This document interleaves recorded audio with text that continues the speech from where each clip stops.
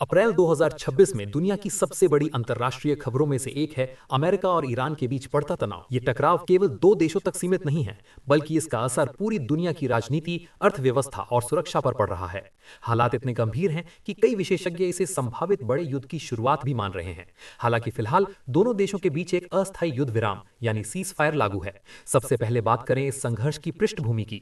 America और Iran के बीच दुश्मनी कोई नई नहीं है। पिछले कई दशकों से दोनों देशों के रिश्ते खराब रहे हैं, जिसकी शुरुआत 1979 की ईरानी क्रांति के बाद हुई थी। इसके बाद से ही परमाणु कार्यक्रम, प्रतिबंध और मध्य पूर्व में प्रभाव को लेकर दोनों देशों के बीच लगातार तनाव बना रहा। 2026 में यह तनाव फिर से चरम पर पहुंच गया है। हाल ही में दोनों देशों के बीच कई सैन्य झड़पों और हमलों की खबरें सामने आईं। अमेरिका ने आरोप लगाया कि ईरान समर्थित समूहों ने उसके सैन्य ठिकानों को निशाना बनाया, जबकि ईरान ने इन आरोपों को खारिज करते हुए कहा कि वो केवल अपनी सुरक्षा के लिए कदम उठा रहा है। इसके बाद अमेरिका ने जवाबी कार्रवाई करते हुए मध्य पूर्व में अपनी सैन्य ताकत बढ़ा दी। खबरों के अनुसार अमेरिका ने इस क्षेत्र में 3 बड़े एयरक्राफ्ट कैरियर तैनात किए हैं, जो ये दिखाता है कि स्थिति कितनी गंभीर हो चुकी है। इस बीच सबसे अहम मुद्दा बना हुआ है होर्मुज जल डमरू मध्य। ये दुनिया का सबसे महत्वपूर्ण तेल मार्ग माना जाता है, जहां से बड़ी मात्रा में कच्चा तेल दुनिया के अलग अलग देशों तक पहुंचता है। ईरान ने इस क्षेत्र में अपनी पकड़ मजबूत कर ली है और जहाजों की आवाजाही पर सख्ती बढ़ा दी है। अगर ये मार्ग पूरी तरह बंद होता है तो पूरी दुनिया में तेल संकट पैदा हो सकता है। इसका सीधा असर भारत जैसे देशों पर भी पड़ेगा, जो अपनी ऊर्जा जरूरतों के लिए आयात पर निर्भर हैं।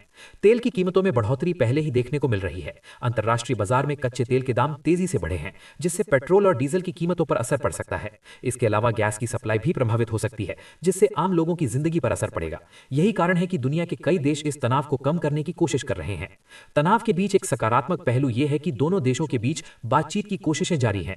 खबर है कि पाकिस्तान में मध्यस्थता के जरिए शांति वार्ता हो रही है। हालांकि ईरान ने साफ कर दिया है कि वो अमेरिका के साथ सीधे बातचीत नहीं करेगा और केवल तीसरे पक्ष के जरिए ही बात करेगा। यह दिखाता है कि दोनों देशों के बीच भरोसे की कमी कितनी ज्यादा है। अमेरिका ने इस दौरान ईरान पर नए आर्थिक प्रतिबंध भी लगाए हैं। इन प्रतिबंधों का मकसद ईरान की अर्थव्यवस्था को कमजोर करना और उसे बातचीत के लिए मजबूर करना है। लेकिन ईरान ने साफ कहा है कि वो किसी भी दबाव में नहीं आएगा और अपनी नीतियों से पीछे नहीं हटेगा। खासकर उसका परमाणु कार्यक्रम अमेरिका के लिए सबसे बड़ा चिंता का विषय बना हुआ है।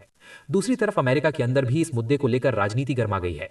कुछ नेता चाहते हैं कि ईरान के खिलाफ सख्त कार्रवाई की जाए, जबकि कुछ का मानना है कि युद्ध से बचना चाहिए और बातचीत के जरिए समाधान निकाला जाना चाहिए। यही स्थिति ईरान के अंदर भी देखने को मिल रही है, जहां सरकार और जनता के बीच अलग अलग राय सामने आ रही हैं।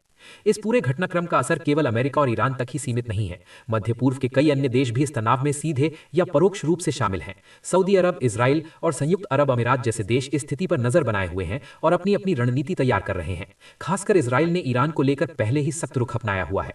अगर यह तनाव और बढ़ता है तो इसका असर वैश्विक स्तर पर देखने को मिलेगा। अंतर्राष्ट्रीय व्यापार प्रभावित हो सकता है, शेयर बाजारों में गिरावट आ सकती है और वैश्विक अर्थव्यवस्था पर दबाव बढ़ सकता है। इसके अलावा सुरक्षा के लिहाज से भी ये एक बड़ा खतरा बन सकता है। हालांकि अभी तक दोनों देशों ने पूरी तरह से युद्ध शुरू नहीं किया है, लेकिन हालात बेहद नाजुक हैं। एक छोटी सी चूक भी बड़े संघर्ष का कारण बन सकती है। इसलिए दुनिया भर के नेता और संगठन इस कोशिश में लगे हैं कि किसी तरह इस तनाव को कम किया जाए और शांति कायम की जाए। अंत में कहा जा सकता है कि अमेरिका और ईरान के बीच चल रहा यह तनाव आने वाले दिनों में और भी महत्वपूर्ण हो सकता है। ये केवल दो देशों का मुद्दा नहीं है, बल्कि पूरी दुनिया के लिए एक बड़ी चुनौती बन चुका है। अब यह देखना होगा कि क्या दोनों देश बातचीत के जरिए संकट का समाधान निकाल पाते हैं या फिर हालात और बिगड़ते हैं।